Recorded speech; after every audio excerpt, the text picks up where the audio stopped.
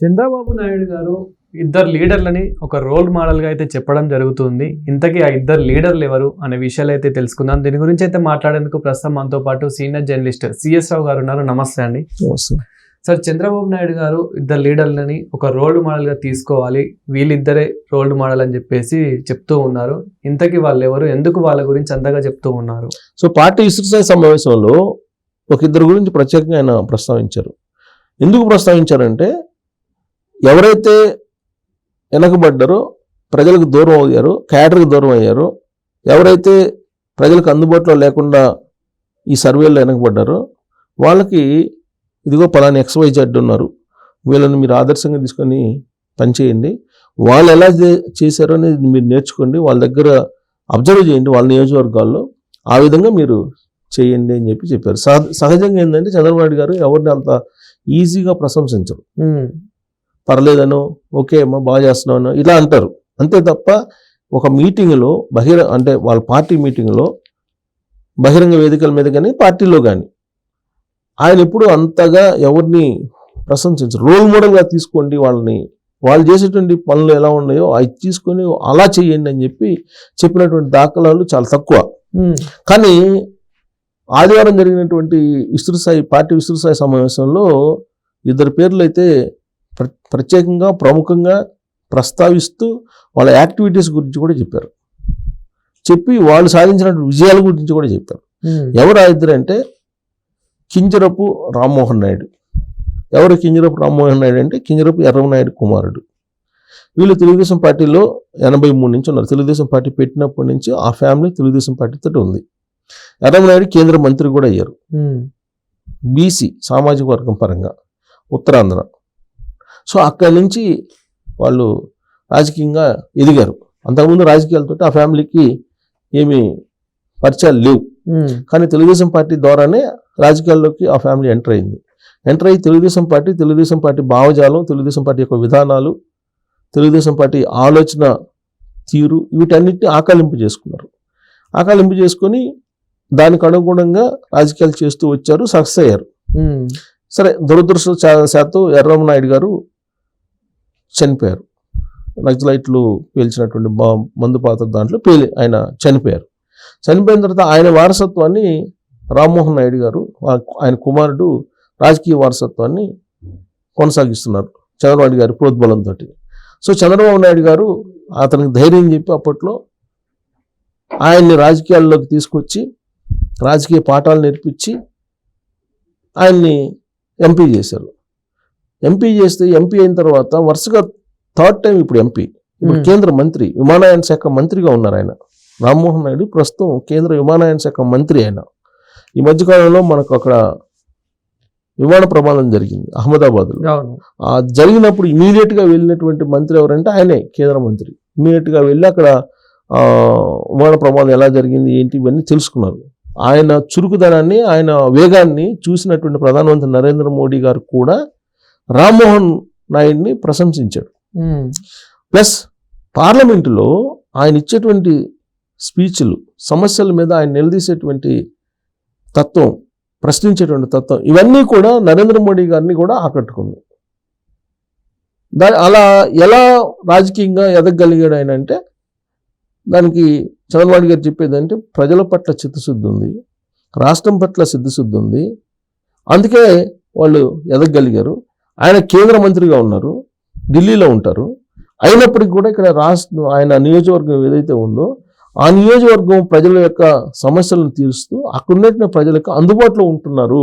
ఢిల్లీలో ఉండేటువంటి రామ్మోహన్ నాయుడు గారు ప్రజలకు అందుబాటులో ఉండి అన్ని సమస్యలు పరిష్కరిస్తున్నప్పుడు రాష్ట్రంలో ఉండేటువంటి మీరు ఎందుకు పరిష్కరించలేరు అంటే ఏ విధంగా తను మేనేజ్ చేస్తున్నారు, అది మీరు చూసి నేర్చుకోండి అని చెప్పారు. రామ్మోహన్ నాయుడిని చూసి నేర్చుకోండి మీరు. రామ్మోహన్ నాయుడు ఏ విధంగా చేస్తున్నారు, కార్యకర్తల పట్ల అతను ఎంత అంకితభావంతో ఉన్నారు, ప్రజల పట్ల ఎంత అంకితభావంతో ఉన్నారు, పరిపాలనలో ఎంత పారదర్శకంగా ఉన్నారు, అభివృద్ధి పట్ల ఎంత అంకుఠిత దీక్షతో పనిచేస్తూ ఉన్నారు, రాష్ట్ర ప్రయోజనాలను నెరవేర్చడానికి ఏ విధంగా అతను పనిచేస్తున్నాడు, ఇవన్నీ మీరు అబ్జర్వ్ చేయండి. అబ్జర్వ్ చేసి మీరు రోల్ మోడల్గా తీసుకొని మీరు కూడా ఆ స్థాయికి ఎదిగేలాగా ప్రయత్నం చేయండి అని చెప్పి రామ్మోహన్ నాయుడు గారిని ఒక రోల్ మోడల్ కింద చూపించారు. ఇక రెండో రోల్ మోడల్ ఎవరంటే లోకేష్ గారు. లోకేష్ గారి యొక్క పనితీరు అద్భుతంగా ఉంది. లోకేష్ గారు అసలు ఎంపిక చేసుకోవడం మంగళగిరిని ఆయన ఛాలెంజింగ్గా చేసుకున్నారు.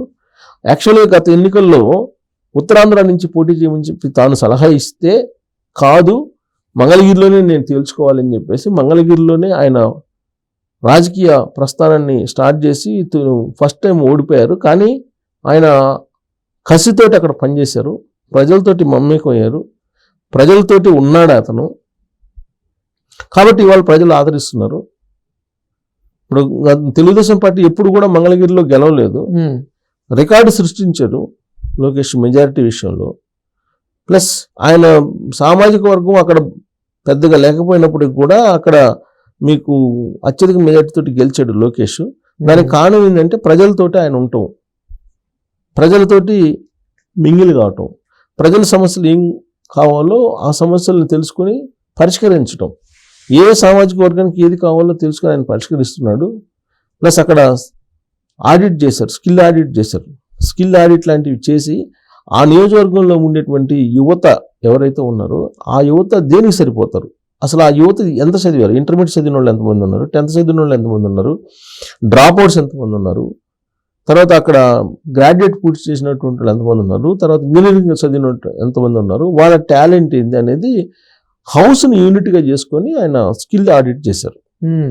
స్కిల్ ఆడిట్ చేసి ఆ ఇంట్లో ఒక పర్టికులర్ ఇంట్లో యువత ఉంటే వాళ్ళ టాలెంట్ ఏంది తెలుసుకొని ఆ టాలెంట్ తగిన విధంగా వాళ్ళకు ఉపాధి అవకాశాలు కల్పించేటువంటి ప్రయత్నం చేశారు. ఆ విధంగా పబ్లిక్కి అతను దగ్గర అయ్యారు. ఆ కారణంగానే మంగళగిరిలో తిరుగు లేకుండా ఇవాళ నాయకుడిగా ఆయన ఎదగగలిగారు. అలా ఉండాలి అందరూ.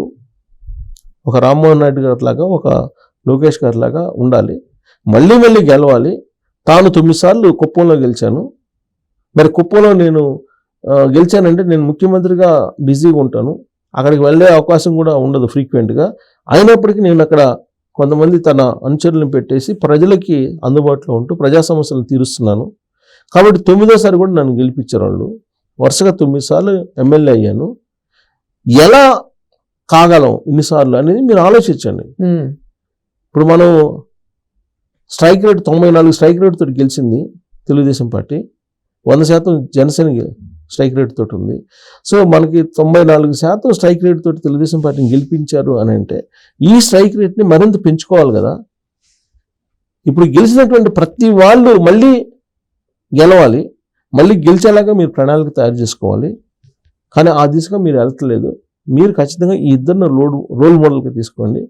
అటు లోకేష్ని, ఇటు రామ్మోహన్ నాయుడిని, వీళ్ళిద్దరిని రోల్ మోడల్గా తీసుకుని వాళ్ళు ఏం చేస్తున్నారు గ్రౌండ్లో అది అబ్జర్వ్ చేసి మీరు ఇంప్లిమెంట్ చేయండి, మీరు కూడా సక్సెస్ అవుతారని చెప్పేసి వాళ్ళిద్దరి గురించి రోల్ మోడల్గా ఆయన ఉదహరించారు. జనరల్గా ఆయన ఎప్పుడు కూడా ప్రశంసించరు, పైగా తన కుమారుని అసలు ప్రశంసించరు బహిరంగ వేదికల మీద. కానీ అలాంటిది ప్రశంసించాల్సిన పరిస్థితి వచ్చింది.